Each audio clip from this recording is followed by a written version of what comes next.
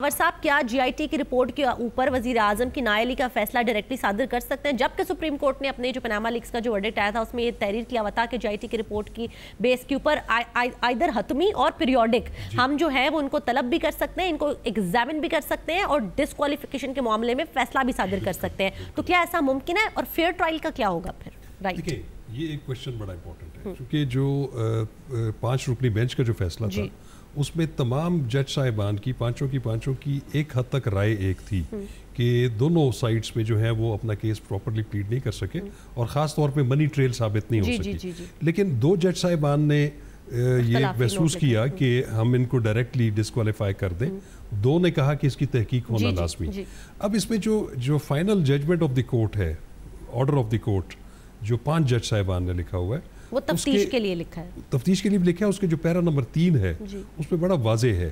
कि जब ये जीआईटी अपनी रिपोर्ट दे देगी पीरियोडिकल और फाइनल जैसे आपने बताया, तो उसके बाद वो वाला बेंच जो अभी बैठा हुआ है वो इनकी डिस्क्वालिफिकेशन के बारे में भी कोई राय कायम कर सकता है। तो फिर लेकिन right to fair trial, right to fair trial, देखें बात ये है कि यही एक मैं गुजारिश करना चाहूँगा तमाम इन जितने भी स्टेक होल्डर्स हैं कि जेआईटी जो है उसको एक मैंडेट दिया है सुप्रीम कोर्ट ऑफ पाकिस्तान ने, आपने इन पैरामीटर्स के अंदर रह के आपने क्रिमिनल इन्वेस्टिगेशन करनी है और इसकी रिपोर्ट हमें देनी है।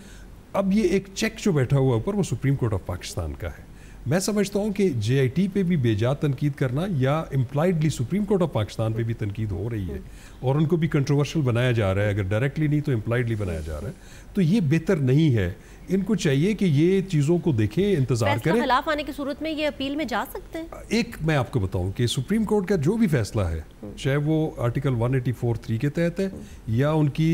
एपेलेट ज्यूरिसडिक्शन में जो फैसला देते हैं, उसके खिलाफ एक राइट ऑफ रिव्यू है जिसको नजरसानी कहते हैं कि रिव्यू पिटिशन के बाकायदा प्रोविजन मौजूद है आर्टिकल 188 ऑफ द कॉन्स्टिट्यूशन में, लेकिन उसका स्कोप बहुत लिमिटेड है। उसमें सिर्फ ये है कि उसमें कुछ ऐसी पेटेंट गलती है जिसका ठीक होना ज़रूरी है या कोई एक ऐसा पहलू जो है वो उससे सरफ नज़र हो गया है सुप्रीम कोर्ट के बेंच का जिसको कंसिडर करना ज़रूरी था, उस पर रिव्यू हो सकता है। लेकिन आपको एक इंटरेस्टिंग बात मैं ये बताऊं कि सुप्रीम कोर्ट के रूल्स के मुताबिक रिव्यू उसी बेंच में जाएगा जिसने ये, अगर वो जजेस अवेलेबल हैं, अगर वो अवेलेबल नहीं है तो एटलीस्ट जो ऑथर जज है वो उस बेंच में लाजमी होंगे।